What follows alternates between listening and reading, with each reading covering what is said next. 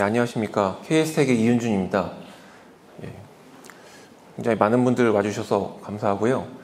스마트 제조 혹은 자율 제조 그리고 AI를 기반으로 한 그런 고품질의 제조 운영을 위해서는 하드웨어도 당연히 중요하고 하드웨어에 이제 AI적인 요소가 들어가는 부분도 중요하고 하지만 또 중요하게 빼먹을 수 없는 부분이 이제 소프트웨어입니다. 제조 현장에서 사용되는 이제 소프트웨어가 많이 있습니다. 여러 가지가 이제 있는데 오늘 소개해 드릴 솔루션은 이제 APS라는 제목으로 이제 소개를 해 드리겠습니다. 이미 익숙하신 분들도 아마 있으실 거고요. 업무에 대해서는 사실은 제조업체라면은 빠질 수 없는 생산 관리 업무에 관련된 이제 그런 부분이고 소프트웨어들이 여러 종류 있습니다. 뭐 ERP라든지 MES라든지 예전에 POP, PLM 여러 가지 이제 그 솔루션들이 있는데 오늘 말씀드릴 APS 솔루션이 차지할 그 영역은 간단하게 이제 한마디로 요약을 드리자면 ERP에서도 혹은 MES에서도 처리하기 어려운 생산 계획 스케줄링의 어떤 그 깊은 부분 이런 부분을 다루는 전문 솔루션이다. 이렇게 이제 간단하게 좀 줄여서 말씀을 드릴 수가 있을 것 같고요.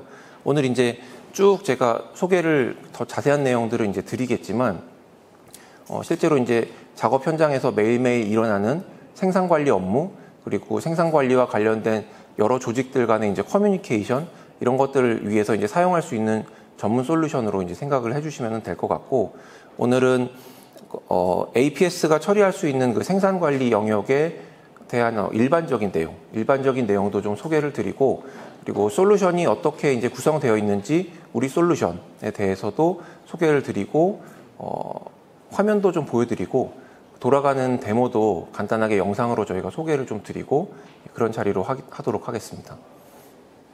순서는 저희 KS텍의 회사에 대해서 우선 간단하게 좀 소개를 드리고요. 그리고 말씀드렸던 것처럼 생산관리 업무와 그리고 APS라는 역할이 이제 어떤 것을 차지하는지 그런 부분에 대해서 말씀을 드리고 솔루션 소개 그리고 주요 기능을 저희가 화면 같이 보여드리면서 소개를 좀 드리겠습니다. 그리고 이제 이거를 실제로 도입했을 때 산업 영역별로 어떤 그 효과가 있었는지 그리고 이걸 어떻게 더 활용할 수 있는지 단순히 이제 캐파 시뮬레이션이나 혹은 일정 계획 이외에 다른 방향으로 저희가 사용해서 프로젝트를 했던 그런 내용들도 보여드리면서 APS 솔루션의 활용도가 어떻게 되는지 그런 부분을 말씀을 드리도록 하겠습니다. 연역이 쭉 나와 있는데요. 자세하게 읽을 건 아니고 1998년에 이제 설립이 돼서 약 7년 정도 계속 사업을 해오고 있고 대부분의 저희 프로젝트는 스마트 솔루션을 이제 제공을 하는 부분입니다. 저희가 예전에는 룰 베이스 매니지먼트 시스템, 익스퍼트 시스템 이런 아주 예전부터 이제 시작을 해서 지금은 저희가 제조 쪽도 하고 금융도 하고 여러 가지 이제 솔루션들을 제공을 하고 요즘은 RPA 사업도 조금 하고 있습니다. 근데 그 중에서도 가장 중요하게 저희가 큰 줄기로 계속 내려오고 있는 부분은 제조 쪽입니다. 저희가 레퍼런스가 이제 많이 있는데요. 금융 쪽, 물류 쪽, 공공, 통신 등등등 많이 있지만 가장 많은 레퍼런스는 이제 제조 쪽이고요. 저희가 큰 대기업부터 시작해서 이제 작은 규모의 중소 규모 제조업체까지 저희가 전부 커버를 하고 있습니다. 큰 프로젝트 같은 경우에는 저희가 예전에는 이제 SI성으로 이제 계속 이제 프로젝트를 진행을 했었는데 그렇게 진행된 노하우들을 저희가 추려서 이제 솔루션에 담았고 지금은 저변을 점점 확장하면서 중소규모 업체들에서도 APS를 활용한 좀 더 고품질의 생산 관리를 할 수 있도록 저희가 제공을 하고 있고 클라우드 서비스로 제공을 하면서 점점 저변을 넓혀가고 있는 중입니다. APS를 가지고 저희가 생산 관리를 하는 업무에 대해서 이제 고객들하고 만나서 여러 가지 얘기를 해보면 저희가 크게 이제 세 가지로 좀 정리를 해서 말씀을 요즘은 드리고 있습니다. 실제로 이제 현장에서 이루어지는 그런 물리적인 현재 이제 있는 상황, 실제 상황을 시스템으로 옮겨서 디지털 트윈으로 만들어서 이런 것들을 해보고 싶다. 우선 첫 번째로는 과거에 있는 일들을 기본으로 지금 현재 있는 것들을 공유하고 그다음에 그것을 기반으로 해서 앞으로 일어날 일들을 예측하는, 특히 이제 생산 계획에 대해서 이제 이런 일들이 있는데, 조금 세부적으로 보시면 이전에 있었던 일들은 그 제조업체에서 보면은 계획 수량을 변경한 어떤 이력이라든지 설비별로 실적 생산량, 그리고 실적 표준 시간, 실적 성과 지표, 이런 실적에 관련된 이력들, 이런 것들을 모아서 이런 것들을 데이터로 이용해서 지금 쉐어나우에서 할 일은 지금 일어나고 있는 일들, 지금 플래닝이나 스케줄링을 통해서 만들어진 계획을 주문 진행하고 있는 현황, 그리고 설비가 지금 다운되어 있는지 제대로 돌아가고 있는지 설비에 대한 운영 현황, 그리고 이게 고객에게 지금 오늘 당장 지금 잘 배송되고 있는지, 납기 만족을 이루고 있는지, 이런 것들에 대한 현황을 관련된 조직들하고 공유하고, 그리고 이것을 기반으로 해서 그러면 앞으로 다음 주, 다음 달, 그리고 다음 분기에 있을 거에 대한 예상 수주를 시뮬레이션하고, 그리고 설비가 어느 정도나 필요하게 될지 설비 소요에 대한 예상도 하고, 그리고 자재 제품이 얼마나 필요할지, 그리고 이런 것들에 대한 어떤 성과 지표, 예를 들면은 납기 만족률이라든지 설비가 어느 정도나 활용될지 설비 활용률이라든지 아니면은 재고량이라든지 이런 그 여러 가지 KPI, 현장에서 필요한 KPI를 계산해서 이제 이런 것들을 예측할 수 있는 그런 것들을 크게 세 가지 분야로 이제 나눠서 이런 것들을 만족을 시켜야 된다, 이렇게 이제 말씀을 하시고, 저희도 이제 이런 모델을 가지고 솔루션을 계속 이어나가고 있습니다. 이런 목표를 가지고 있는 상황에서 APS가 이제 어떤 것들을 하는지 간단하게 이제 그림으로 그려봤는데, APS는 이제 생산 환경에서 계속 매일매일 이제 변경이 되는 부분들이 많이 있습니다. 라인이 이제 뭐 갑자기 하다가 라인이 쓰는 경우도 있고, 그리고 자재가 이제 들어오다가 자재에 뭐 문제가 생겼다거나 뭐 배송에 문제가 생겼다거나 그런 것들이 매일매일 변하고 있고, 주문이 매일 들어오는데 오늘 또 긴급 오더가 들어오고 내일 긴급 오더가 들어오고 오더가 취소되고, 이런 것들이 매일매일 이제 변경이 발생합니다. 이런 변경이 발생하는데 실제로 그 소규모 업장에서는 대부분 이런 것들이 이제 엑셀과 이제 이메일로 이루어지게 되죠. 엑셀 파일 이제 받아서 변경해서 내 거 엑셀 파일로 옮겨가지고 이메일로 옮긴 다음에 단지 관련 부서에다가 이제 이메일을 뿌리게 됩니다. 이런 부분들에 있어서 실제로 이제 여기 보시면은 의사결정 시나리오가 여러 개 이제 매일매일 발생할 수가 있는데, 15일까지 제품 5,000개를 빨리 납품해 줄 수 있냐, 이제 이런 거를 이제 물어본다든지, 아니면은 수주했는데 주문에 이 주문에 대해서 납기를 좀 다음 주까지 좀 땡겨줘, 이렇게 요청한다거나, 혹은 설비 1호기가 갑자기 내려왔습니다, 이렇게 해서 수리가 2주 동안 필요하게 됩니다. 이런 변경 상황들이 계속 이제 발생하게 됩니다. 그런데 이런 것들을 APS를 통해서 하나의 뷰로 보게 되면서 관련된 부서들, 영업이라든지 생산관리, 그리고 생산 현장, 출하, 구매, 이런 관련된 조직들에서 한 가지 싱글 뷰를 보면서 동기화되어 있는 그런 계획을 진행을 할 수가 있습니다. 영업에서 이제 많이 관심이 있는 거는 얘가 그래서 납기 지연이 될 거야? 이런 부분에 대해서 이제 관심이 많이 있을 테고, 생산관리에서는 이거 언제 어디로 이제 몰리는 거 아니야? 얘가 쭉쭉 빠져나가야 되는데 한 라인이나 아니면은 어떤 공장에 얘가 몰리게 되는지, 이런 것들을 이제 빨리 알고 싶어 할 테고, 생산에서는 지금 그러면은 라인에 얘가 투입이 돼야 되는데 언제 이거 그 라인에서 그 제품 교체가 언제 일어나야 되는지, 이거 원래 오늘 오전에 하기로 했는데 내일 갑자기 이제 바뀌게 될 건지, 이런 부분에 대한 부분이 궁금할 테고, 출하에서는 이게 출하량이 이제 많아서 갑자기 몰리게 되는 시기가 있는지, 그리고 구매에서는 자재 구매를 우리가 해야 되는 적당한 시기가 언젠지, 이런 것들이 이제 가장 궁금할 겁니다. 그래서 이런 부분들이 계속 끊임없는 커뮤니케이션으로 일어나게 되는데, 이런 부분을 시스템화함으로써 APS를 통해서 커뮤니케이션 채널을 줄이고 더욱더 이제 동기화된 그런 그 의사 결정을 이제 할 수가 있습니다. 조금 더 구체적으로 보게 되면 APS가 차지하는 그 기능적인 영역에 대한 이제 그림인데요. 크게는 저희가 일반적인 케이스는 위쪽에는 ERP, 아래쪽에는 이 MES가 있는 경우에 APS를 구축하는 이런 단계가 많습니다. ERP인 경우에도 벤더들이 이제 제공하는 그런 제품인 경우도 있고, 아니면 인하우스로 이제 구축하신 ERP나 혹은 MES에 대해서 저희가 연동을 하는 경우도 많이 있습니다. ERP에서는 일반적으로 재무라든지 뭐 인사 기준 정보, 품목 기준 정보라든지 주문이라든지 이제 이런 것들을 다루는 부분이기 때문에 ERP에서 이제 받아서 내려온 그런 기준 정보들을 이용해서 실제로 MES 현장에 내려가는 작업 지시를 만드는 것, 큰 부분으로 보면은 이제 이런 역할을 하고 있는데, 그 중에서도 실제로는 ERP단에서 만들어진 큰 연간 사업 계획이라든지 혹은 월간 사업 계획이라든지 커다란 그 수요 예측을 받아서 실제로 조금 더 잘게 쪼개서 수요 계획을 만들고 수요 계획을 매니지먼트하는 그런 영역, 그리고 여기서 만들어진 수요를 가지고 월간 혹은 주간 혹은 일간 단위까지 나눠서, 이거는 이제 고객사의 그 상황에 따라서 이제 달라질 수 있지만 그 호라이즌을 좀 작게 쪼개서 공급 계획으로 만들고, 이 공급 계획에서 필요한 그 자재나 부품들을 조금 장납기 같은 경우에는 ERP 쪽으로 보내서 이제 MRP를 이용해서 만들어져 나온 그 자재 소요량을 ERP를 통해서 이제 구매를 한다거나, 아니면은 조금 더 세부적으로 내려가는 그 자재 소요 계획 같은 경우에는 이제 MES로 이제 보내서 현장에서 이렇게 땡겨와서 이제 진행을 해라, 이제 이런 것들을 이제 보내게 됩니다. ERP 쪽으로, 그리고 MES 쪽으로 이렇게 인터페이스를 하게 되고요.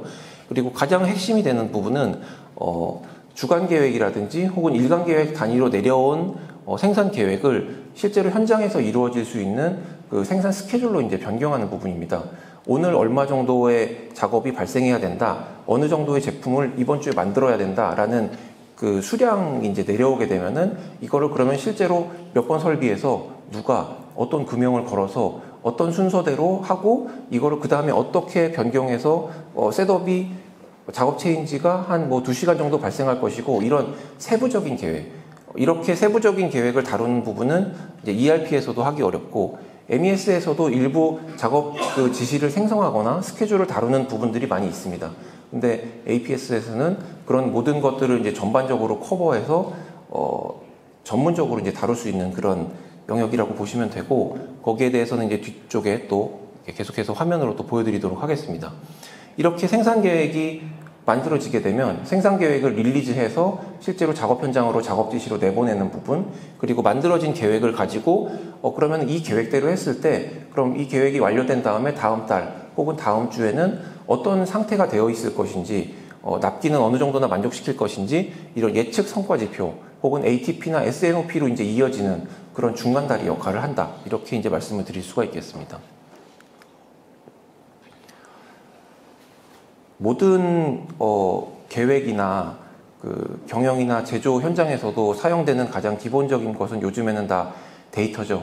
데이터가 있어야지 데이터에 따라서 이제 모든 것들을 처리를 하게 되는데, APS에서 그러면은 MES나 혹은 ERP와 독립적인 영역이 있다고 하면 당연히 APS가 이제 다루는 독립적인 데이터가 있을 것입니다.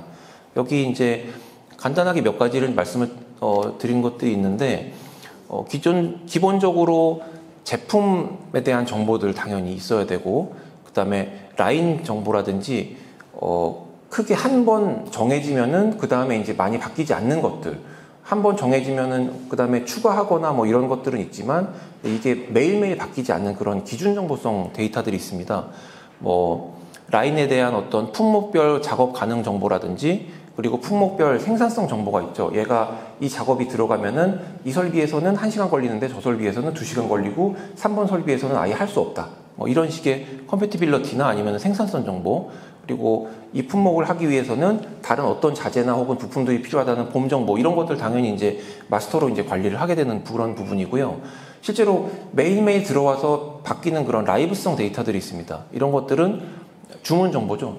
1번은 주문 정보가 들어오게 되고, 그 다음에 자재 재고 정보, 그리고 자재가 우리가 구매한 자재가 언제 들어올 건지에 대한 입고 예정 정보, 그리고 이 라인의 그 가용성이 있습니다. 이게 일요일까지는 하고 그 다음 주에는 이제 수리를 해야 되기 때문에 쉬고, 이거는 인력 관련해서도 이 사람이 이 3조에서는 일하는데 1조에서는 일하지 않고, 이런 것들을 달력으로 세부적으로 이렇게 관리를 하게 됩니다. 그래서 이렇게 관리하는 그 조업 달력, 그리고 가동률 정보, 그리고 그 주문 혹은 세일즈 오더별로 어느 정도나 이게 진행이 되었는지에 대한 그런 실적 및 잔량 정보 이런 것들을 이제 쭉 관리를 하고 있습니다.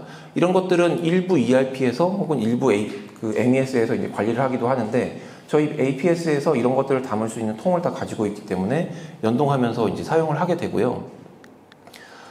중요한 부분은 APS에서는 이제 스케줄을 다루기 때문에 계획을 다루기 위한 그런 데이터들이 있습니다. 근데 계획을 다루기 위한 데이터에는 약간의 이제 특성이 있습니다. 실제로 이제 그 작업 계획 업무를 이제 하시는 분들은 이제 느끼시겠지만 계획이라는 것이 이렇게 딱딱 끊어지기가 이제 어렵고 어제 혹은 지난주에 했던 것들이 넘어오고 그리고 거기에서부터 또 이어서 그 다음 계획을 만들고 이런 식으로 롤링을 해서 이제 이루어지는 것들이 많습니다. 이런 것들을 하기 위해서 이제 APS에서 주로 관리를 하게 되는 데이터들이 확정 계획 정보가 있습니다. 확정 계획 같은 경우에는 오늘 계획을 만들어서 오늘 내일 이거 해 하고 정했으면 그게 바뀌면은 이제 그 뒤쪽으로 계획이 다 무너지기 때문에 그 픽스드 호라이즌을 정해서 이렇게 정해진 거에 대해서는 가능하면 바꾸지 마라 라고 하는 확정 계획이 있습니다. 이 확정 계획은 물론 현장의 상황에 따라서 뭐 5시간이 되기도 하고 하루가 되기도 하고 일주일이 되기도 하고 그리고 계획이 연간 계획인지 주간 계획인지 이런 거에 따라서 이제 물론 다 다르지만 이렇게 계획을 확정하는 구간에 대한 그런 정보 그리고 이렇게 되었을 때 그 수정이 이제 발생하게 되는 그런 부분이 있습니다. 그럼 이런 수정 계획에 대한 정보 이런 것도 같이 담아서 이제 계속 계획을 롤링해야 되기 때문에 이런 부분 그리고 제조 납기에 대한 부분 그리고 공정 투입 가능일 정보 그다음에 이런 부분 그 제약 정보 이런 부분이 좀 APS에서만 다루는 데이터라고 볼 수가 있는데요. 이렇게 일정을 짜면 안 된다라는 그런 노하우들이 있습니다. 그런 것들을 사실 그 계획자가 한 분 계시면은 혹은 뭐 몇 분이죠. 보통 이게 많지 않기 때문에 몇 분 계시면은 그분들에게 업무가 집중돼서 이분들이 계획을 만들어 나가는 데 있어서 본인만이 가지고 있는 노하우가 있습니다. 이 품목은 저쪽으로 가면은 얘가 잘 안 나오는데 이쪽은 수율이 잘 나와. 근데 그게 데이터로 다 관리가 잘 되지 않는 경우가 많습니다.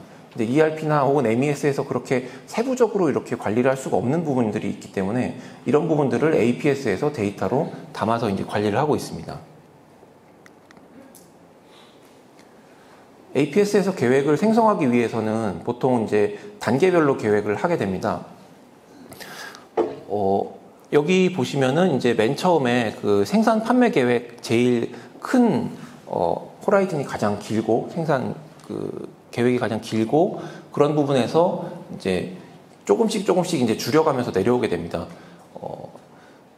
주별로 계획이 나오거나 혹은 뭐 월별로 계획이 나오거나 그 가장 큰 단위로 이제 마스터 계획이 내려오게 되면 일반적으로 저희 APS 레벨에서 처리하는 부분이 일별 생산 계획 혹은 조금 더 나가면은 주별 생산 계획 이 정도까지 보통 커버를 하게 되는데 주간으로 가이드가 내려오게 되면 가능하면 그 주간 가이드로 내려온 수량을 최대한 지킬 수 있도록 일별로 나누면서 이제 그거를 계획을 해 나가게 됩니다. 그리고 일별로 계획이 만들어지면 그것이 실제로 시퀀싱을 하는 수준까지 내려가게 되면 이제 여기 보시면은 순서를 어떤 식으로 갈 것인지 그리고 1번 제품에서 2번 제품으로 갈 때 제품 체인지가 일어나면서 거기에서 예를 들면 도색이 뭐 파란색에서 뭐 흰색으로 가게 되면은 뭐 클리닝을 한번 해야 되고 혹은 금형이 바뀐다든지 여러 가지 그 체인지들이 발생하게 됩니다. 그래서 이런 체인지가 발생하는 것들을 최소화할 수 있도록 시퀀싱을 하는 것이 실제로 아웃풋에 많은 영향을 주게 되는데 이런 것들을 모두 고려하는 부분이 이제 APS에 들어있는 알고리즘에서 이제 처리를 하게 됩니다. 위에서부터 탑다운에서 바텀업으로 내려오면서 세부적으로 점점 잘게 이제 쪼개져 내려오는 것도 이제 APS에서 고려를 하게 되고 실제로 이거를 운영을 하게 되면은 들어온 것들을 다시 취합해서 위쪽으로 돌아가는 그런 루프가 이제 돌아가게 됩니다. 여기서 보시면 아까 위쪽에서 주간 계획은 대략 이렇게 해. 근데 그거 가지고 일간 계획은 이 정도로 이제 쪼개서 해. 그런데 실제로 이 일간 계획을 맞추기 위해서 작업을 줄을 세워 봤더니 현실적으로 이제 그렇게 맞출 수 없는 경우가 이제 있습니다. 그러면 그런 경우에는 다 아래쪽까지 실제적으로 구체적으로 작업 오더를 다 만든 다음에 여기서는 이 정도만 소화할 수 있다라고 이제 결정 지어진 부분을 위쪽으로 이제 다시 올려보내게 됩니다. 그래서 우리는 한 4일치 정도 계획까지는 우리가 고정하고 그 다음에 갑시다. 이렇게 이제 정하면, 물론 이거 현장마다 다 다릅니다. 정하게 되면 실제로 4일치 시퀀싱을 하고 시퀀싱에 대해서 만들어진 결과를 다시 합산을 해서 위쪽으로 올려보내서 이 부분에 대해서는 우리가 그 변동을 최소화하고, 그리고 그 이후에 들어오는 데이터에 대해서만 우리가 변경을 하겠다, 일정을 변경을 하겠다, 이런 식으로 구간을 나눠서 계속 롤링을 해나가면서 오늘 세우고 내일 들어온 최신 데이터를 가지고 다시 만들고, 이런 식으로 계속 반복을 하게 됩니다. 예. 그 일반적인 이제 구조에 대해서 조금 이제 말씀을 드렸고요. 여기서부터는 이제 우리 제품에 대해서 조금 말씀을 드리겠습니다. 싱크플랜 APS라는 이름을 붙인 제품이고,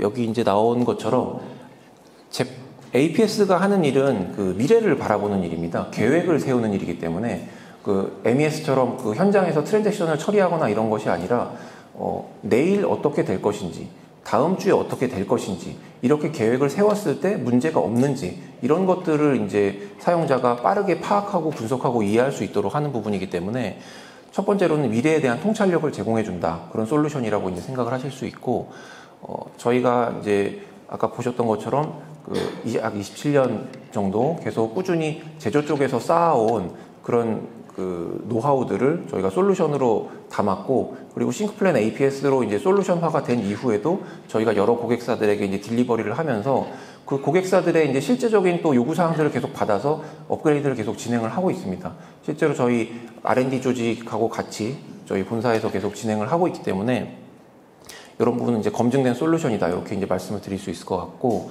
저희가 또 중요하게 생각하는 부분이 솔루션이 되었다고 해서 이제 외산 솔루션이나 이제 그런 거를 쓰는 경우에 그런 이제 좀 페인 포인트들이 많이 있으신 게, 우리 업체에는 맞지 않는데 이거를 여기에다 맞춰서 이제 해라, 이렇게 되는 경우가 이제 좀 많이 있거든요.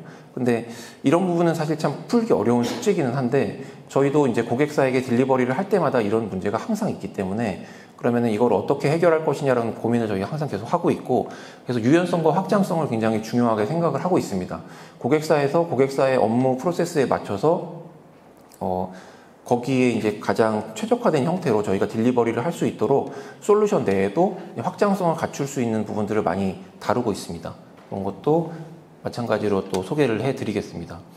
이런 것들의 기반에 이제 기술적으로 저희는 그 전체 솔루션을 커버하는 영역 중에서 이제 가장 중요한 부분이 적절하게 계획을 수립할 수 있느냐 하는 부분이 가장 중요한 부분으로 저희가 생각하고 있기 때문에 과거 이전부터 사용되어 오던 여러 가지 그 스마트한 인텔리전트한 알고리즘들을 계속 적용을 하고 있습니다. 지금도 여기 보시면은 수리적인 최적화, 그리고 머신러닝, 메타 휴리스틱, 이런 여러 가지 종류의 알고리즘들을 저희가 계속 혼합해서 그 엔진에 적용을 하고 있고, 그 작업 계획이 생성될 때 이런 알고리즘들을 모두 활용을 하고 있습니다. 요즘에는 이제 AI 애니웨어니까요. 저희도 이제 AI를 그 솔루션에 이제 반영하기 위해서 계속 노력을 하고 있습니다. 맨 아래쪽에 보시면 저희가 가장 현장에 필요한 그 시퀀싱을 하는 부분에 있어서는 제약 프로그래밍이라든지 아니면은 메타 휴리스틱을 이용한 알고리즘을 저희가 사용을 해 왔었고요. 그리고 조금 더 나가서 생산 계획을 플래닝을 생성하기 위해서 저희가 수리적인 최적화 기법을 사용을 하고 있습니다. 그리고 거기에서 이제 저희가 수요 예측 혹은 데이터에 어떤 결손이 있을 때 결손값을 추정하는 그런 부분을 저희가 머신러닝 기법을 이제 사용해서 저희 기능에 이제 포함을 시켰고, 지금 엔진 쪽으로는 계속 나아가는 부분은 학습형 이제 엔진을 만들고자 계속 노력을 하고 있습니다.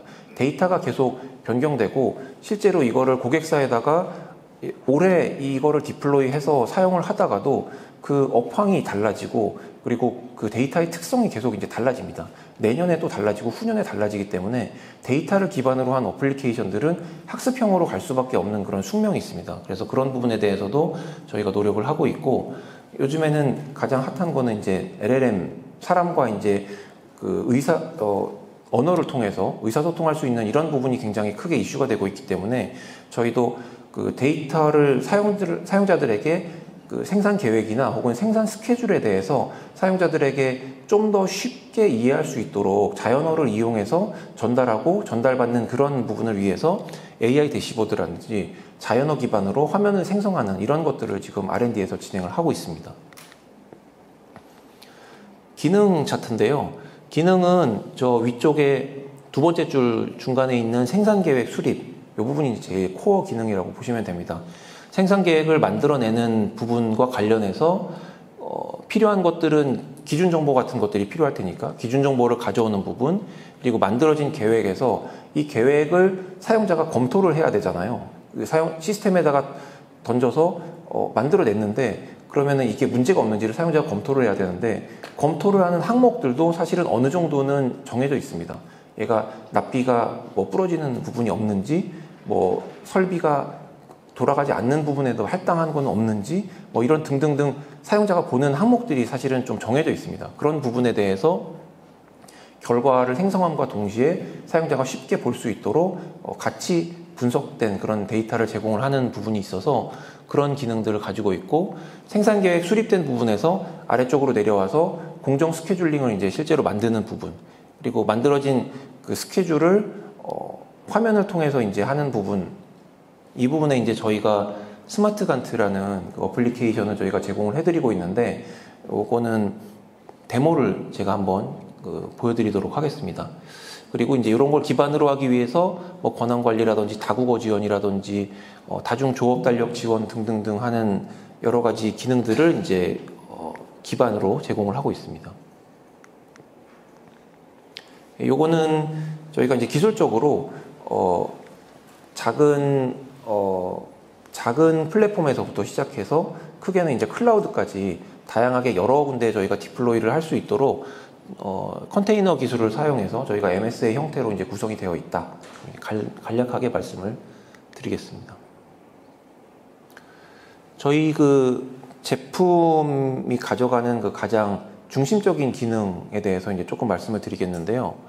플래닝하고 스케줄링, 이렇게 이제 말씀을 드릴 수가 있겠고, 사실 플래닝하고 스케줄링이라는 용어는 이제 워낙 많이 사용되는 용어다 보니까 그 또 쓰이는 그 생각하시는 범위가 또 이제 또 다 다르기도 하고 그런 부분이기는 한데, 저희는 크게 이제 오른쪽 그림을 보시면 위쪽은 플래닝, 이제 아래쪽은 스케줄링 이렇게 그려져 있는데, 어떤 그 영업 목표 혹은 그 경영 목표 같은 것들이 품목이나 혹은 고객별로 이제 만들어지게 됩니다. 그러면은 이거를 주 단위라든지 일 단위로 세부적으로 쪼개서 양으로 이제 결과가 나오는 부분.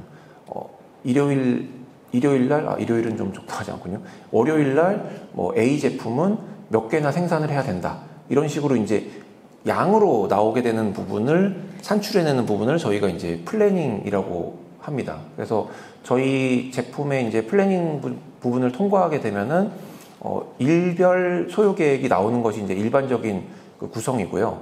뭐 이거는 아까도 몇 번 말씀드렸지만 그 뭐 주 단위로 한다든지 혹은 뭐 쉬프트나 조 단위로 한다든지 이런 식으로 이제 구성을 할 수 있지만, 어쨌든 얼마나 해야 되냐, 양을 이제 제공해주는 그런 부분 이제 플래닝이라고 보시면 되고, 그러면 이렇게 양이 정해졌을 때, 양이 정해지면은 소요량이나 뭐 아니면은 그래서 재고가 얼마나 남고 이런 것들이 이제 다 정해지게 되기 때문에, 이 상태에서 실제로 요 양으로 나온 부분을 달성하기 위해서는 설비에다가 이제 깔아봐야 되겠죠. 이 설비에는 어떤 게 하고 저 설비에 어떤 게 하고, 금형이 우리가 3개밖에 없는데 이거를 동시에 3개를 할 수 있는 건지, 그리고 작업자가 5명밖에 없는데 5명이 동시에 소화를 할 수 있는 상황인지, 설비가 우리가 3개가 있는데 3개 중에서 2개가 화요일 날 다운되는데 그러면은 이 계획을 과연 우리가 소화할 수 있는 것인지, 이런 것들을 사실은 그 계획을 다루시는 분이 다 머릿속에서 이제 하거나 혹은 엑셀로 이제 그림을 그리거나 해서 그거를 다 계속 조율을 하시거든요.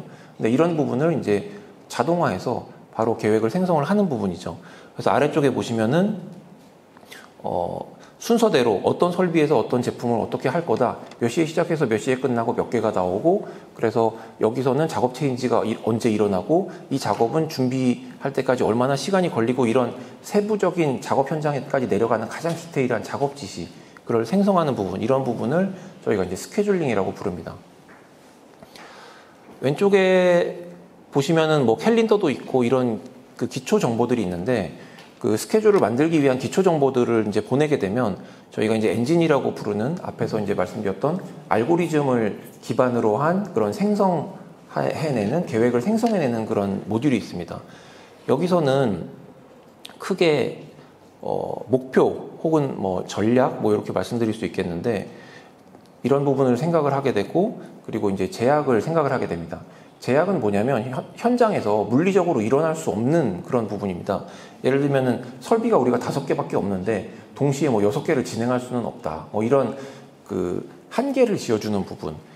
설비 혹은 공정, 인력 혹은 자재 그리고 공정 교체 조건 이런 것들은 이제 반드시 지켜줘야 되는 그런 부분이잖아요. 그래서 이런 부분을 이제 제약으로 생각을 하고 이런 것들을 모두 다 지켜주면서 위쪽에 보면은 목표 기반으로 그 전략적인 어떤 방향을 이렇게 지정을 해줄 수가 있습니다. 지금 우리가 현장에서 소화할 수 있는 상황에서 지금은 예를 들면 설비가 좀 모자라.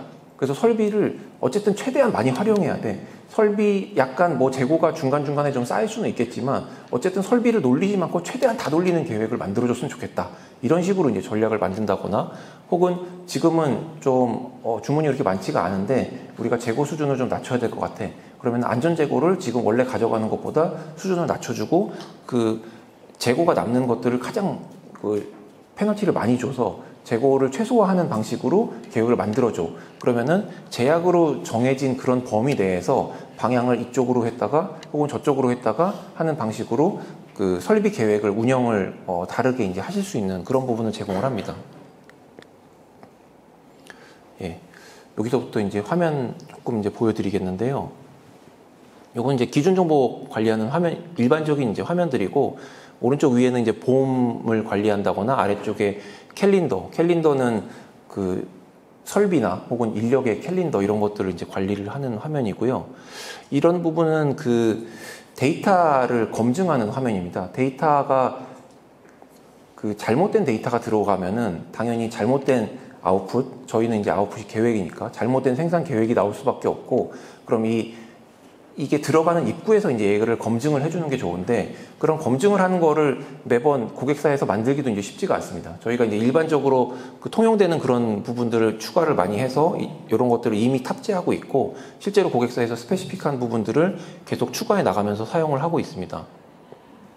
앞에서 살짝 보셨지만, 이 계획을 만들어내기 위해서 어떤 제약이 있고, 그리고 어떤 전략을 사용해서 이제 할 것인지 그런 것들을 사용자가 설정을 할 수가 있습니다.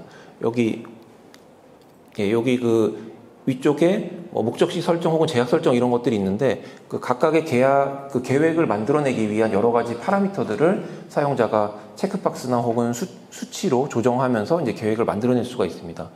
그리고 오른쪽 아래에 보시는 거는 이제 시나리오인데 계획에 대한 버전입니다. 실제로 엑셀로 이제 그걸 관리하시는 경우에도 엑셀 파일 이제 여러 개 만들잖아요. 월요일 거, 화요일 거, 수요일 거 이제 이렇게 하게 되는데, 그런 식으로 이제 버전을 사용하실 수도 있고, 주간 계획 단위로 만드실 수도 있고, 혹은 월요일 계획에 대해서 시뮬레이션을 해보실 수 있습니다. 월요일 계획을 이렇게 만들었는데, 요것보다 이제 주문이 조금 더 들어오는 경우에는 우리가 어떻게 되지? 이런 식으로 버전을 나눠서 이제 계획을 비교하실 수가 있고요.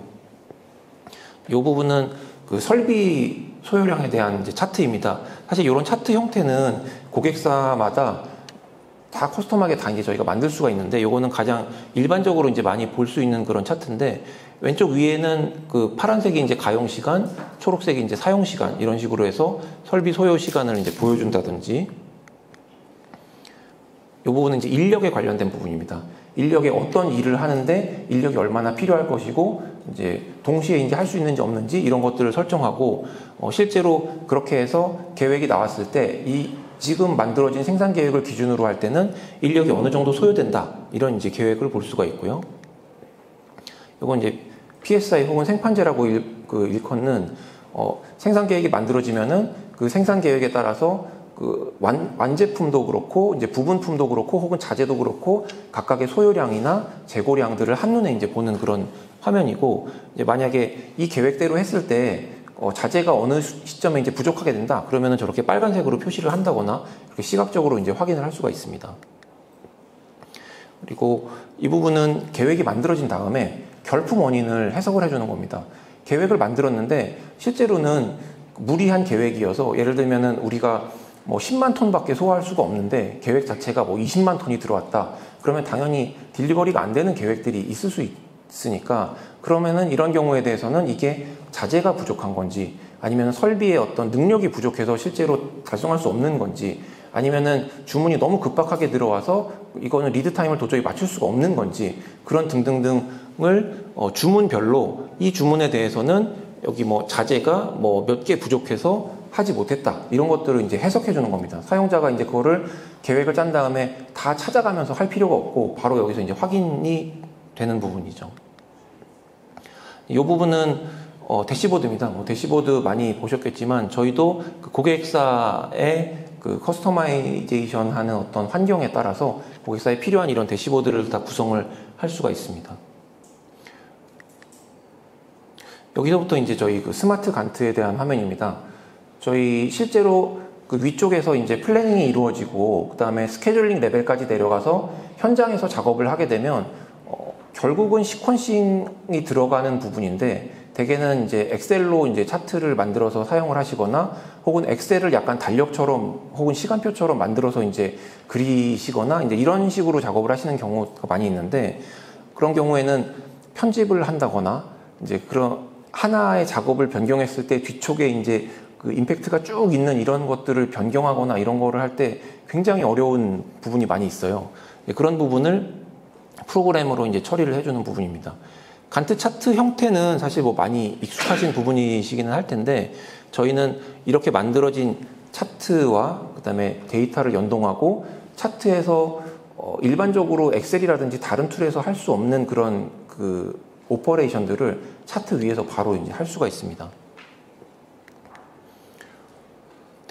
왼쪽에는 이제 시간이 지나가고 있으니까 실적이 이제 표시가 될 테고요. 오른쪽에는 지금 하고 있는 거 혹은 계획에 대한 부분이 나올 테고, 그리고 지금 보신 거는 어떤 구분에 따라서 이제 색깔이 쭉 나눠져 있는 겁니다. 이거는 아마 잘 모르겠습니다. 뭐 설비별로 색깔이 표시되어 있다거나 이제 그런 부분인데, 이거는 다양하게 색깔을 다르게 표시할 수 있고, 그 선택했을 때 아래쪽에 그 내가 지금 선택한 이 작업에 대한 주문, 그리고 그 작업 스케줄, 그리고 그 품목에 대한 정보, 오른쪽에 이제 그런 세부 정보, 사진 이미지 이런 것들을 포함해서 자세한 이미지들을 한눈에 볼 수 있도록 제공을 합니다.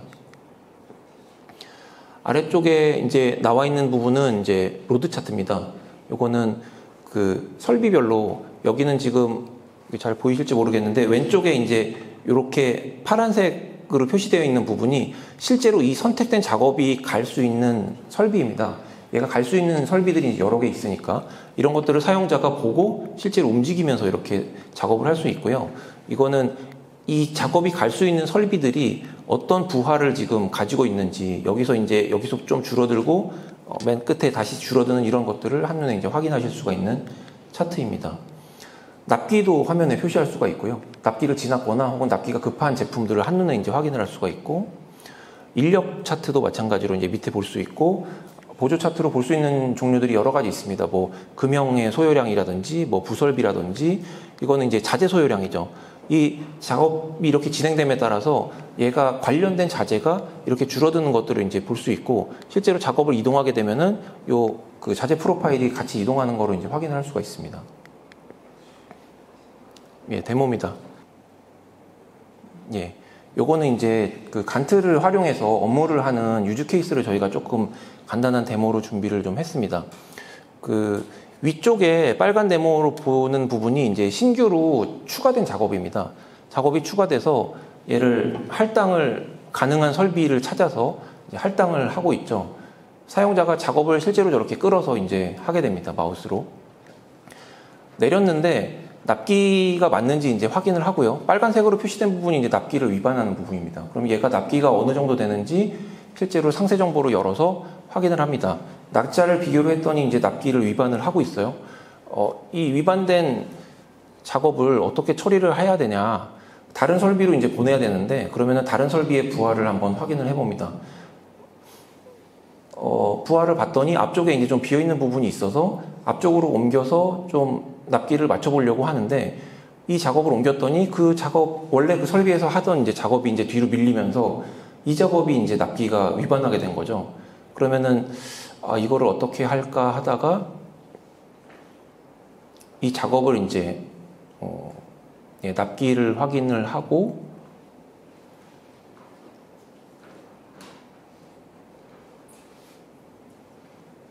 작업을 한 군데서 하면은 납기를 만족을 못할 것 같으니까 작업을 분할을 합니다. 그래서 동시에 두 설비에서 할 수 있는, 물론 그런 성격의 작업이겠죠. 그렇지 않을 수도 있지만 어쨌든 옮겼더니 납기를 모두 만족을 했습니다. 근데 그러면은 이거 혹시 다른 문제는 없나 하고 봤더니 이 작업을 이동한 것 때문에 그 사람이 부족하게 됐어요. 인력이 이제 부족하게 돼서 이렇게 할 수는 없구나. 그래서 실행 취소를 합니다. 언두를 해서 다시 이제 미할당에 넣고 이거를 손으로 하기는 좀 어렵다고 생각이 되니까 자동 계획을 합니다. 자동 계획을 하면 여기서 알고리즘의 그 정해진 설정에 따라서 계획이 다시 생성이 됩니다. 이미 움직이면 안 되는 그런 작업에 대해서는 움직이지 않고 변경이 가능한 작업에 대해서만 재작업을 해서 실제로 그 계획이 다 들어가게 되고 아래쪽에 이제 그 상세 그리드를 열어서 이제 각 작업 지시를 모두 확인을 할 수가 있습니다. 작업 지시를 열어서 봤더니 납기에는 문제가 없는 것 같고요. 아까 우리가 봤던 게 그 설비하고 그다음에 인력에 대해서 이제 봤는데 납기를 우선 봤더니 납기에 문제가 없고 인력 정보도 확인을 해봤더니 인력도 이제 아까 3명이었는데 2명을 모두 맞추고 그리고 설비도 문제가 없도록 이제 되었습니다.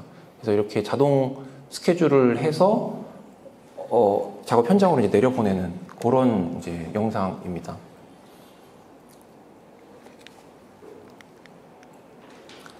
이 부분은 또 데모가 있긴 한데 여기는 그 사용자가 저희가 이제 유연성과 확장성에 대해서 이제 말씀을 드렸는데 그 사용자가 실제로 이 간트 프로그램을 활용하면서 아래쪽에 보고 싶은 데이터가 다른 경우가 많습니다. 고객사별로 우리는 서로 다른 데이터를 보고 싶은 경우가 많은데 여기서 그 프로그램 안에서 설정을 해서 바로 이제 아래쪽에 그 표시를 하는 그런 부분입니다. 저희가 이제 고객사별 확장성을 대응하기 위해서 가지고 있는 기능이다. 이렇게 이제 말씀을 드릴 수 있고요.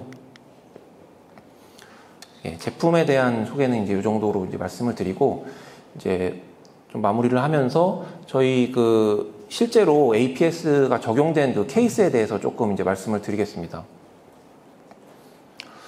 여러 가지 그 제조업체도 이제 사실 여러 분야가 있기 때문에 그 우선은 하이테크나 뭐 반도체, 철강, 조선 이런 부분에 대해서 또 이제 저희가 쭉 해왔고 오른쪽 아래 보시면 여러 가지 이제 레퍼런스가 있는데 이런 곳의 이제 환경은 ERP나 MES 같은 그 레거시 시스템들이 굉장히 고도화되어 있어요. 그리고 품목이나 설비나 공정수가 굉장히 많습니다.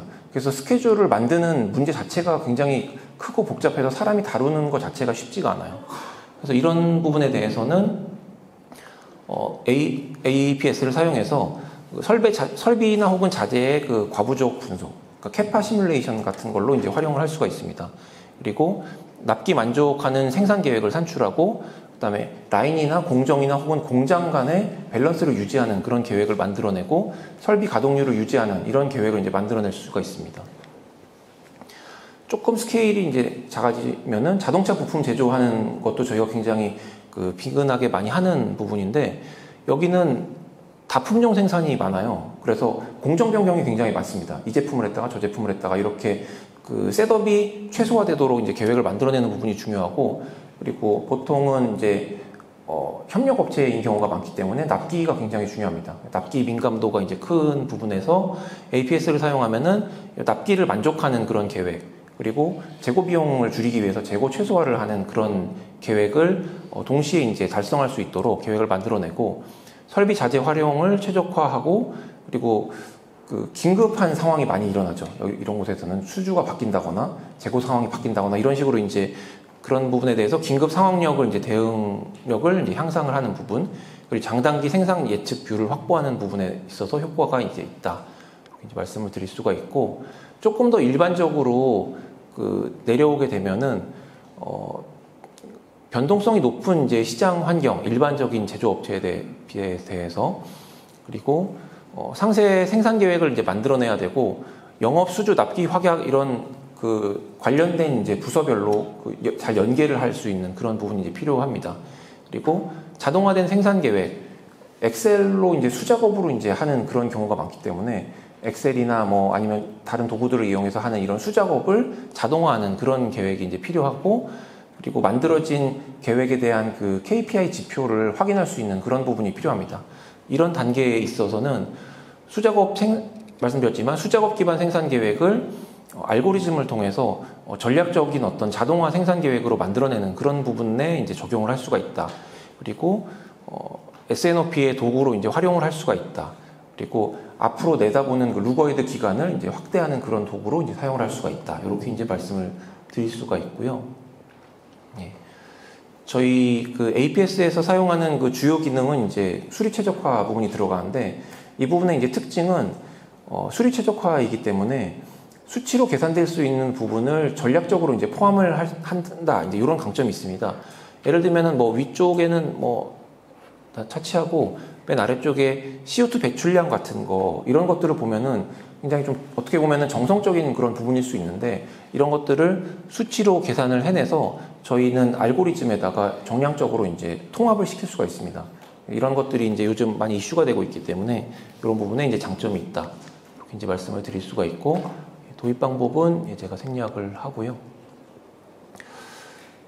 APS를 활용해서 최종적으로는 디지털 트랜스포메이션으로 이제 가는 길을 저희는 이렇게 생각하고 있다고 이제 말씀을 드리는 부분인데, 데이터가 중요하기 때문에 왼쪽 위에 보시면 디지털 데이터 기반으로 해서 돌아가게 되는 단계로 우선 넘어가는 거, 엑셀이나 이런 손으로 하는 그런 작업에서 디지털 데이터로 넘어가는 부분, 이렇게 해서 데이터의 초등 단계인 순도 높은 정합성이 맞는 데이터를 확보하는 것이 이제 우선이고요. 그 다음에 한 단계 더 나가게 되면 영업 그리고 공장 간에 APS를 중심으로 해서 정보 연계를 강화하는 부분, 이렇게 되면은 데이터가 점점 실시간성을 갖게 됩니다.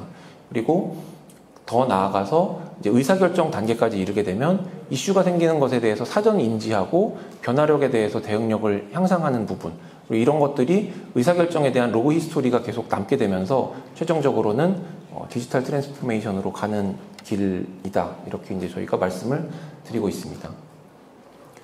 예, 마지막으로 빠르게 석세스 스토리 몇 가지만 좀 말씀드리고 마치겠습니다. 반도체 쪽에서 장단기 수요 예측 결과 기반으로 해서 상세 설비 캐파를 분석하는 그런 부분이 있었고요. 의류 업체 쪽에서도 저희가 원래 엑셀로 하던 부분을 APS 간트 시스템으로 이제 다 변경했던 그런 부분이 있고, 여기 보시면은 아이콘이 이제 이렇게 박혀 있는데, 의류 같은 경우에는 제품을 이렇게 화면에서 바로 식별할 수 있는 이런 부분이 중요하더라고요.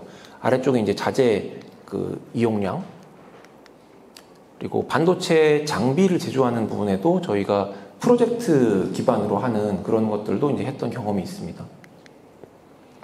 이제 많이 하는 부분인데, 자동차나 혹은 가전 부품사, 여기서도 저희가 프로젝트를 많이 했고요. 저희 다양한 기능들을 저희가 제공을 하고 있습니다. 예.